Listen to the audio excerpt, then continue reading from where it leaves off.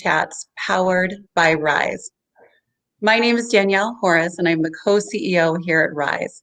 We're joining you today in actually our third installment of our More Than Schools series. To check out our other two live videos, you can see them archived on our Facebook page, Rise Treasure Valley Education Partnership.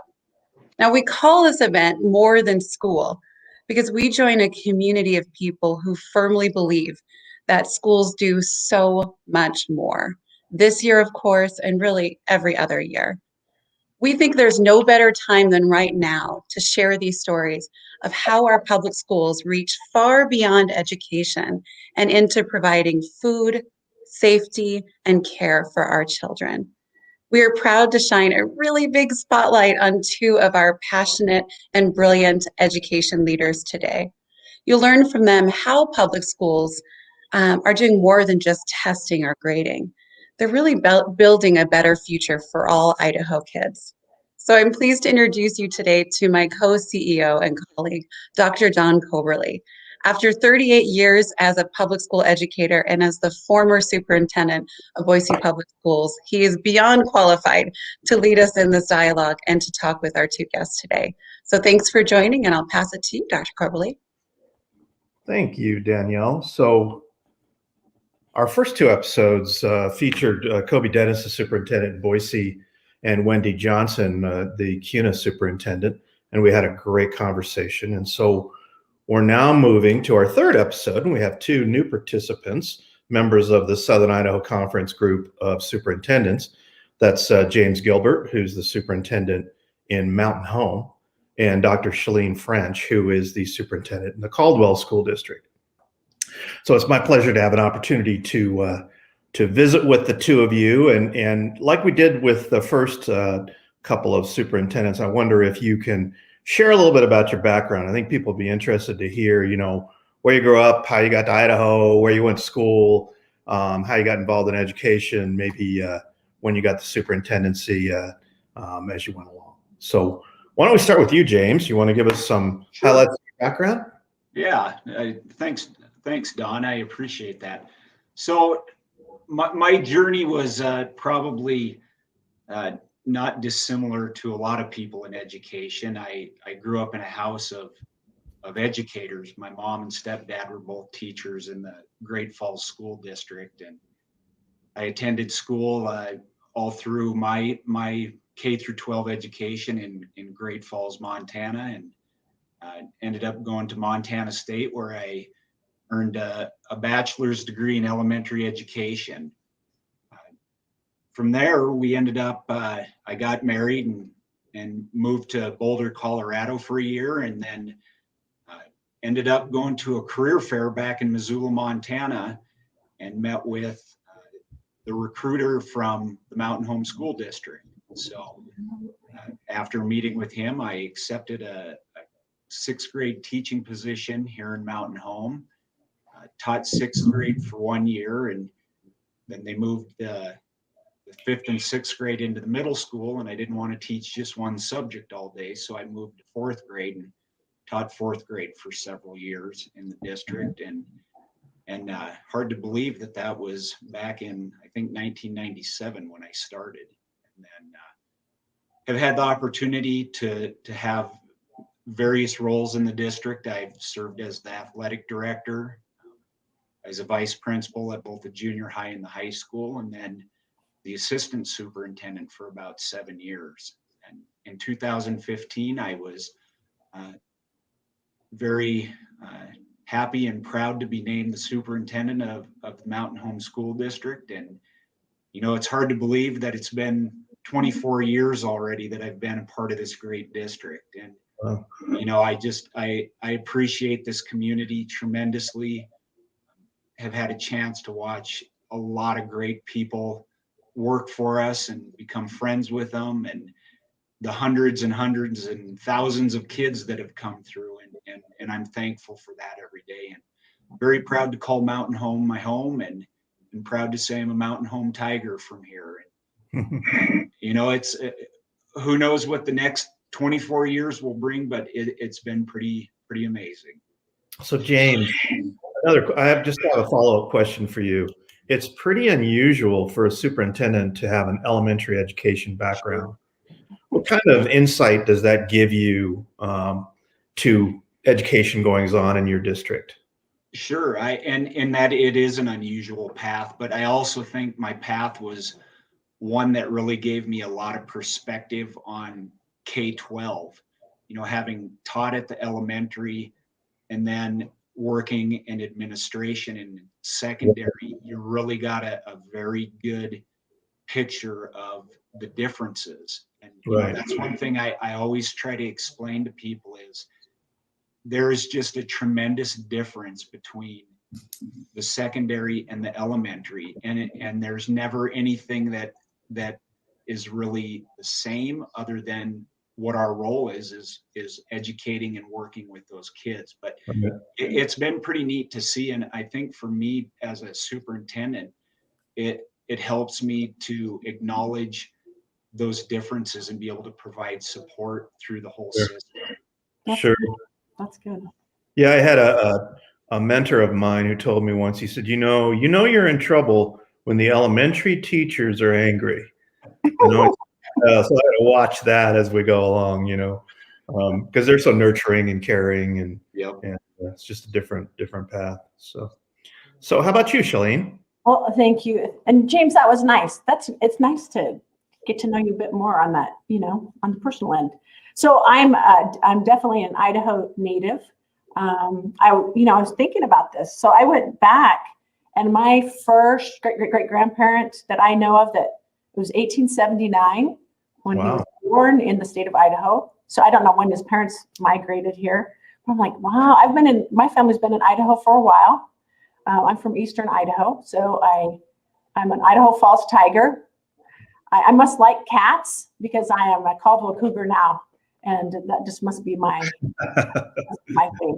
So Idaho Falls Tiger, graduated from Idaho Falls High School, and I went on to Utah State University to get a degree in business. So I went into business and retail management for a few years, and I was living in Yuba City, California at the time when the retail company closed down. And so I took my severance package and moved back to Idaho. And while I was looking for a job, I substitute taught.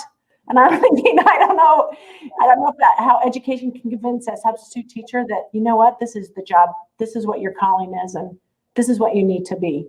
So I went back to Idaho State University and earned my degree in I'm a K-8 certified teacher.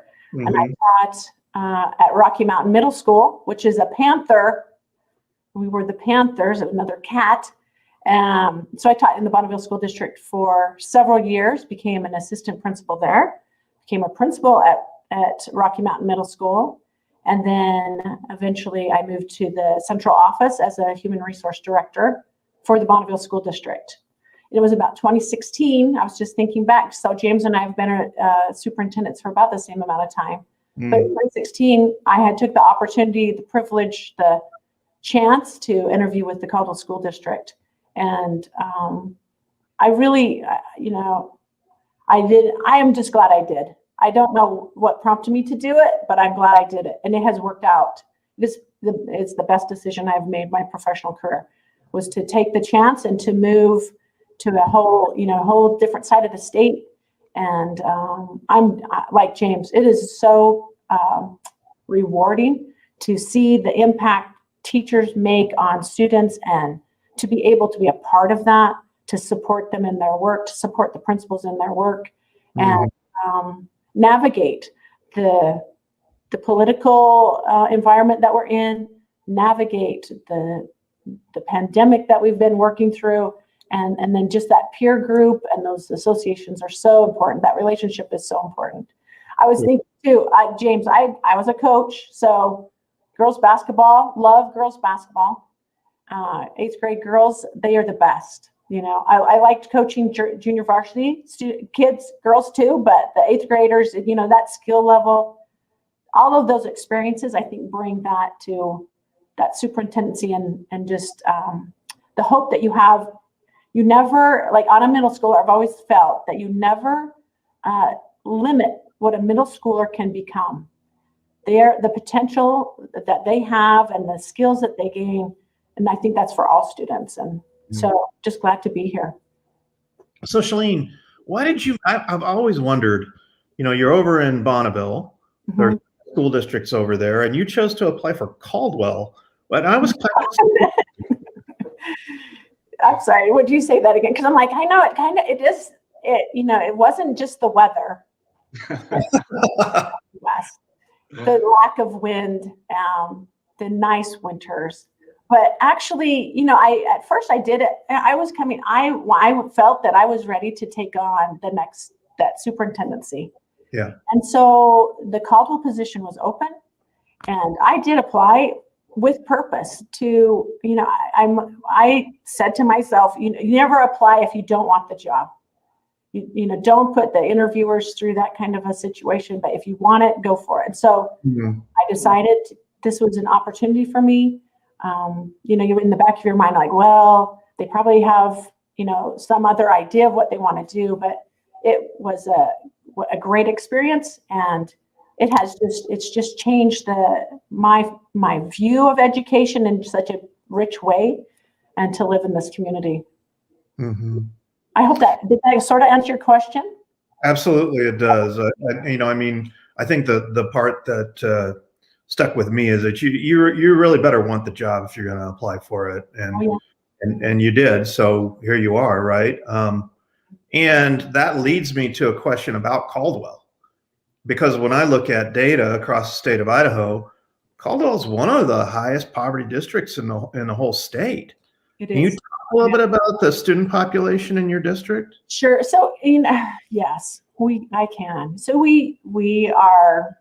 We do have a high poverty rate based on the number of students who are families who are able to receive help through the WIC program. We have a higher than 70% of our students that qualify for a free or reduced lunch. That's how that's calculated. So we are a CEP school. So all students receive free lunch, free breakfast. And that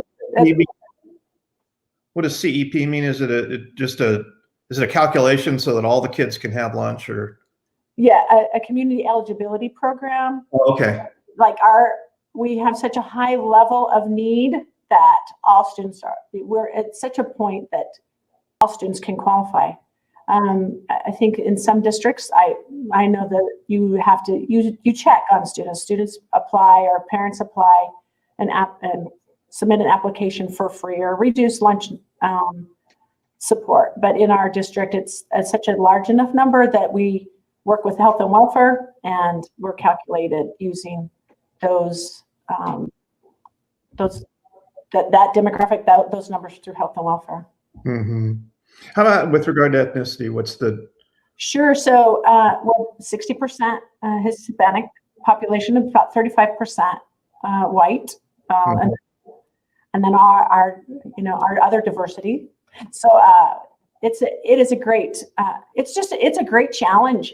We have about a 20% students students where English is a second language. Wow. We have one of our elementary schools, 25% of their student body is English as a second language. So when you can think about that, that's a challenge, and it's a good challenge, because I'm going to say our students, our scholars are just top notch. They have some hurdles they overcome, and when you watch them overcome these hurdles and you see that support for from their teachers, it is just so rewarding. But it is a different type of challenge than maybe you would see in another district. Sure, but what I've seen in Caldwell, and then from talking to you, I know you've really been trying to boost up your rigorous programs for kids with advanced placement and dual credit and all that. Can you speak to that? Well, yes, I would love to speak to that. I think James is like me. When and part of that, Don, I'm going to say is my association with you, and visiting with you about the importance of AP, visiting with our high school principal and the importance of AP, and then just really committing to AP courses, and then opening those to all students. That we don't have a gatekeeper program. If you have an interest and you have a desire, we're going to encourage you to take that class. And we opened up an AP Geography class. Oh, you did? We did open up based on your recommendation. Yeah. And just had a report this week of how positive that's been. It's a really good entry class for students to really recognize that they can take rigorous coursework to prepare them for college.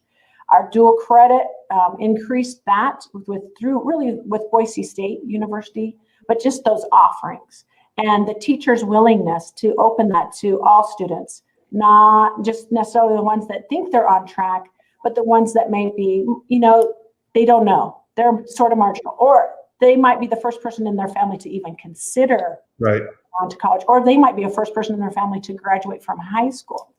And just having that level of, the opportunity, and then having the professionals at the buildings encouraging students to just push a little harder, reach a little more. And I was going to also say, with that, we may have to talk about our preschool and our early learning emphasis, because it really is starting there. And we recognize we have to start there in order to prepare our students to be ready and have the confidence to take on those upper level coursework, those AP classes, those dual credit. I mean, it starts in the elementary, obviously, the kids get. Yeah. Mm-hmm. So, hey, I'm going to just continue this just for a second, Shalene. So can you talk a little bit about opportunities your kids have to, if they're not college bound and they want to do CTE classes, are there some things that are offered? Yes. And I'm a CTE fan too. I'm just like, so we have, yes. Explain what CTE is too, would you?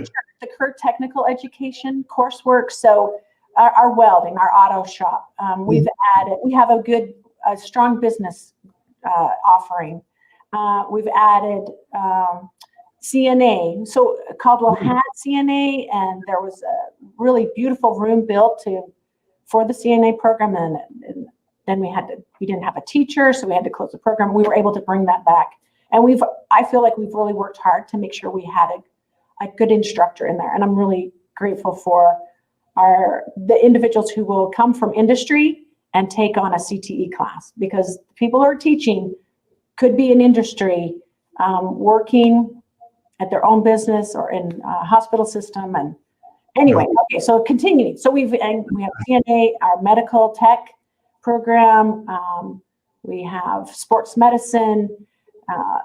Then I can't forget welding. I hope I said welding. Welding is a big deal. And we have an excellent welding teacher. And our shop teachers, auto shop, it's just so fun to work with them. We've added ag since I came, because I'm like, we live in Idaho. Ag is Idaho. So every school should have ag. And we have a really good teacher who's taken that on, and we're able to complete a greenhouse for that program. And it is fun to watch. The interest level has just increased. Understanding that ag isn't necessarily all about gardening or animal science, but there is so much, the chemistry, when we were right next door to Simplot, they're in our neighborhood, and the business industry that ag offers for our students to go in. And then we've added FCS. That was as per a student group. I had met with them, a focus group, and they had asked to have family consumer science added to the curriculum.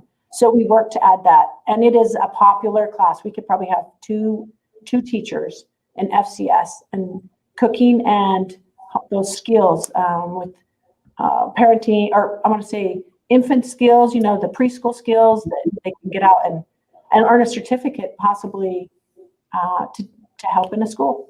That's great. Okay, thank you very much for that moment. Well, I think it's important that people understand, the demographics and then the programs that you're offering that allow kids to raise themselves up if they wish to by taking rigorous classes.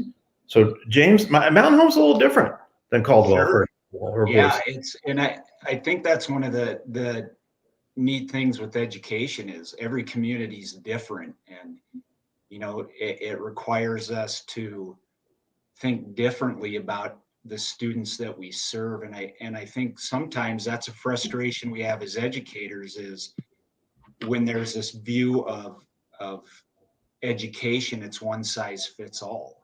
Yeah.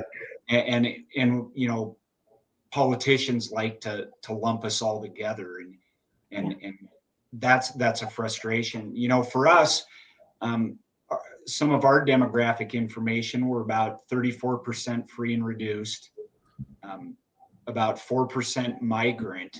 Mm. And then, but the big one for us in this community is, about anywhere from a quarter to a third of our students are militarily connected with Oh, Air Force Base. sure. And so, that's makes for a very unique school district and very unique situation.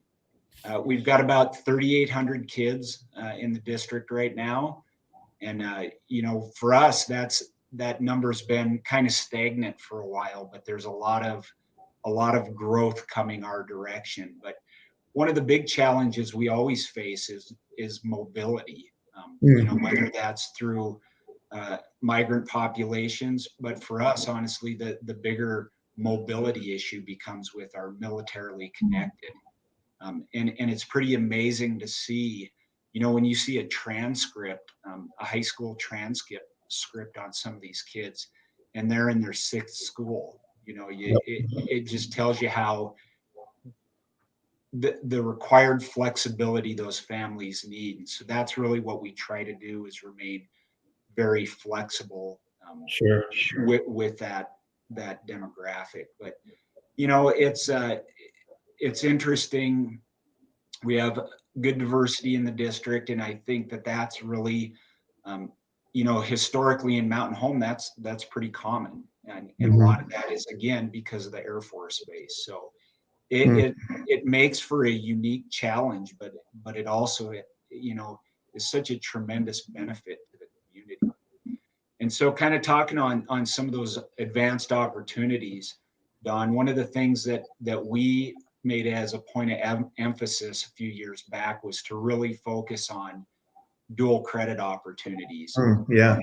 We do have, a handful of AP opportunities, but for us, it made more sense, and it still makes more sense to try to offer as many dual credit opportunities. So what's the difference, James? So dual credit is the opportunity for the student in that class at the end of the semester, if they or end of the year, if they pass the class, they receive a college credit through the college that's offering that. So we have a lot of staff that teaches for BSU through the dual credit program, whereas the AP program requires that student to require the AP exam afterwards. Right. Sometimes there's some issues, with dual credits transferring and those kind of things, but that's gotten much better. So, it's not uncommon for us to have kids that are graduating high school with 20 credits, and in some cases more than 30 credits. And a lot of those kids are able to basically start college as a sophomore. Right. The financial benefit to families with that is tremendous. And so we've really embraced that. With career technical ed, we have over 20 classes that are in our career technical ed department, with a heavy emphasis on things that we feel are going to benefit students that are looking to get into the workforce right after high school. All of them are great programs, and it's pretty neat to see we were able to add a pharmacy tech program. Oh, yeah. It's kind of amazing to think we have a certified pharmacist on staff who teaches for us, and that's an opportunity not a lot of places have. And so those are programs that have really inspired a lot of kids. And it's neat to watch the loyalty within those programs. Yeah. And so, on the lower end, one of the things that we've done is, this kind of goes back to like Shalene's comment about, you've got to get kids ready early so that they can take advantage of those rigorous courses in high school. And so a couple of years ago, we were able to implement full-time kindergarten. That became a priority in the district, and it's made a huge difference already with just having kids that may have come in not kindergarten ready, that it gives us the time to get them to where Sure. they need to be. And that early, as you know, Don, the early remediation is such a critical aspect to getting kids to advance. And so we've tried to make that an emphasis, is we want to have as much remediation opportunity early in that child's academic career, so that when they become a junior and senior, their senior year, they're taking dual credits or AP classes and earning credits. Right. That's good. That's interesting. So, James, I don't know if you knew this, but I was an Army brat growing up and lived overseas and in Virginia most of the time before we moved to Boise when I was in the 9th grade. And I know 2.5 years you were gone and you go to a new place. And so if you take a school district, now a significant portion of your population is moving, every 2.5, 3 years. That's a challenge. And on the flip side, they're kids who have experiences to share that are unbelievable. Absolutely. Yeah, there's been, some amazing kids come through that are militarily connected, and some unbelievable families. And, it helps broaden that experience for all of our kids. Sure. I'm a dad. I have 2 kids that attend our schools, and I look at that and just go, it's one more thing that they get to experience that positively impacts their education. Absolutely. Yeah. Very nice. So, where are you guys with hybrid, in person, blah, blah, blah? What are you already back in face-to-face with everybody or what? Shalene? We just started. This is our first week back where everyone is in person all day, Monday, Tuesday, Thursday, Friday. But it started Monday. So we've been in a hybrid model since the start of this year, January. And I can't tell you how thrilled, everybody that I speak to, how thrilled they are that we are back. The teachers are so happy to have children back. And when you talk to the kiddos in elementary and they give you the high five and the cheers, they're excited to be back. So we just started this week. So what kind of measures are you taking to care for the safety of the kids? Are there social distancing or what? Well, masks are required. Okay. So we do require masks and for everyone, and they do mask breaks to get kids outside. But we do expect that, and we have expected that all year, and we will expect it through the rest of the school year. We have like little sanitation dispensers at throughout the buildings, around the rooms, and as for the physical distancing, they're working on that at lunchtime to maybe either added a lunch in the secondary, another period of lunchtime, or they're just we have students that they go outside and they play, and then they come in for lunch while another group goes out, but. It's challenge the physical distancing. I appreciate everyone's effort to make that work as best that they can, but I wouldn't guarantee that that's happening. Kids are so excited to see their friends that they are not staying 6 feet away or 3. Sure. All right, James, you've been in person for a while. Yeah, it's I would describe this year as an amazing challenge, but it's also been extremely rewarding. We were in a hybrid model for a long time, and our students returned full time on March 8th. We're 5 days a week, and it's neat to see the excitement of our kids returning, the kids being excited and the staff being excited. Mm-hmm. I don't think anybody ever got into education to say, I want to teach in a hybrid model or I want to teach in a remote model.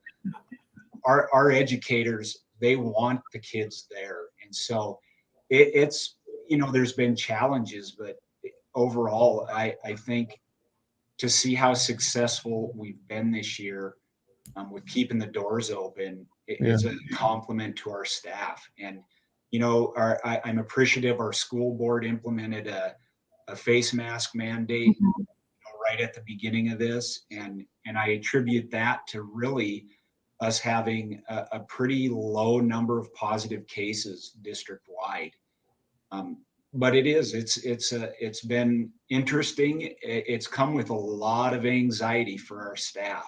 And you know, I think that's one thing that often gets overlooked in this is the mental health of our staff. It's, you know, just you started off with, like with everybody going through the pandemic, just the unknowns and the anxiety that comes with that. And then every time a format is changed, there's anxiety with it. But I will tell you that since our kids have been back, a lot of the anxiety has gone away. And I had a staff member tell me, we can do this. And you know what, that's just the mentality is, we're going to do this because it's the right thing for the kids. And so for us, you know, a lot of protocols, we social distance to the greatest extent possible, which, you know, as Shalene said, sometimes that's 6 feet, sometimes it's 3 feet, sometimes it's 2 feet or 1 feet. It's just what that situation is. Then, you know, an increase in sanitization and those kind of things. And great support from our community this year to help us stay open. That's great. How are your teachers doing? They're feeling pretty good about the whole situation. I think you said they're overjoyed, Shalene. I mean, but there's got to be some anxiety too, right? Well, I agree with James. I think that when we were discussing returning, because Canyon County it has been a pretty hot spot for COVID, and there's just that anxiety and just checking, surveying teachers and hearing back from them. There's concern. There was definite concern. And this week we've had some good positive feedback. But I can imagine having that. There was such a high level of anxiety that, you know, I'm visiting with principals, how they helped maintain that school culture of hope and promise, and you know, there's a future and we can get through this. It's challenging. Yeah, no doubt. Yeah, thanks. I don't know if I answered that, but I'm like, oh. No, I think that's a good answer. Because I was like, I felt anxious. I mean, yeah, and it's complicated. Let's face it. There are moments you're like, do we bring students in when we have, you know, a whole classroom that needs to be quarantined, and you know, what will happen with their families? Who's going to be home with them? Yeah, it's been challenging. You want to add anything to that, James? Yeah, no, it's taken an entire community to do this. And, you know, Dawn, I think one of the things that I'm most appreciative of what I've seen is we're finally getting back to what we believe as educators about education. You know, so many times it's always about standardized test scores. It's about, you know, graduation rates and those kind of things. And those are important. But as educators, we know we play such a huge role in the mental health of our kids, and just that social support to them. And that is truly what I think a lot of people who may not understand that with education are finally seeing, that impact we have every day for that kid's social well-being is heavily influenced at school. And it's why we as educators are so happy to have kids back in school, because that is a huge part of our role. Absolutely the academic portion, but that social emotional component is every bit as important to the development of our kids. Mm-hmm. That's the whole relationship piece. Yep. You know, and when we there's a mantra, rigor, relevance, and relationships. And I've always felt that relationships should be first relationships, then rigor and relevance. But I agree with James. I just the light and the individuals' eyes, and even here in the district office, the principals, just that feeling of they're back and I can connect with them. Right. Right. Yeah. So I'm going to change topics. And I read a story in Idaho Ed News the other day by, I think it's a new reporter with a couple of, like Clark Corbin is gone now. So they've replaced Clark with another reporter. And the story was about finances. And there was a line in that story that said that school districts are awash in funds. And it was referring to fund balances and federal money. And it made it sound like you guys are rich. Can you talk a little bit about where you are with? I mean, I'm assuming you have a fund balance, but there's a reason for that, right? Mhm. James? Sure. Yeah. You know, that's an interesting perspective to write it. You know, a lot of this is just simply federal money that's coming to districts that is being used to supplant money that used to be state money. And so, you know, it's not this big influx of cash. You know, and part of this is some of that was designed exactly, you know, for what it needed to be to help us deal with educating in the pandemic. You know, you look at the increased costs with technology, the increased costs with cleaning, the increased costs with staffing. I mean, all of that. So, you know, to say that we're awash in money is not accurate. You know, do we have a fund balance? Absolutely. Why do you have a fund balance? Yeah. Why do you have? Sure, you have one so that when we get into the situation we did with the last recession, that we're not having to cut programs for kids to balance. You know, that it's, I always look at it, it's no different than your own savings account. You don't, or at least you shouldn't be spending everything down to your last dime every month, right? I mean, you want to have something in the bank for when the washer and dryer break, or, you know, things that you don't foresee. And for school districts, that's one of the things that a lot of us learned the hard way was in that recession, it forced us into positions where we had to cut staff, had to eliminate programs. And so having that fund balance gives us that ability if we're faced with that again, and you know we will be faced with it again, there will be another recession, right? That we're able to keep programs in place and keep staff employed. And that's what a school is, right? The school is the people. And that fund balance, if I'm not mistaken, that's one-time money. I mean, you can use it like your savings. You can use it once and it's gone. That is right. There's not a line item that says this is for your fund balance. Right. You know, and it's like it's being responsible, right? When you think of good money management as a human, just an individual, you should be like, I felt my parents taught me, you should save 10% of what you make. You should have put some money aside in the savings account, and that's what our fund balance is, to save. To save in case there is an issue. We probably, based on our good accounting practices, we're asked to save at least 5%, and our board has asked us to see if we can't put aside 5% in case if something should happen. And we're talking, we could probably go maybe a month with the 5% we have saved in costs and expenses. So I just had to say that because I just think it's called being very wise and fiduciarily responsible. Easy for you to say. Yeah. I don't say that 3 times. Yeah, I think that's what people need to understand, is that a board has to have a certain amount of money in reserve in case you do hit a recession or something cataclysmic happens. You got a boiler go down at your high school or whatever. You got to have some money to do that, and you don't expect it. Right? Absolutely. Okay, so Don, you want to say some more? Because I think it was I don't know. I don't understand the story, but I'm trying to figure out why they would. We have a supplemental levy, and that supplemental levy helps us offset costs in our to pay for classified employees. We are not flush with money. We are trying to keep that HVAC professional employed.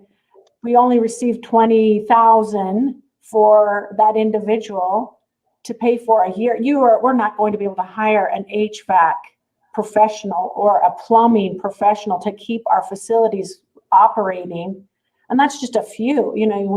Our technology budgets have been cut. And you cannot hire a technology expert at $20,000 a year.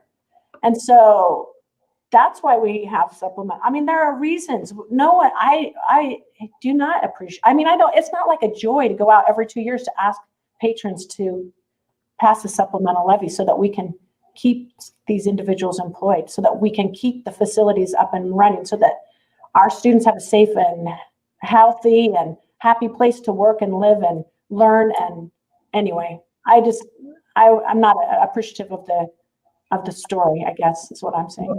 I think I'll jump on with that. So, yeah, go ahead, James. I think that writing a story like that is pretty disingenuous. It's one thing if we're living in a state that actually adequately funded education and you had this money coming in, but let's make no bones about it. The state of Idaho does not fund education how it needs to be. Mm-hmm. And then you break down that discrepancy from district to district. And, that requires districts to be able to operate on very restricted budgets. So, there's always two sides to that story.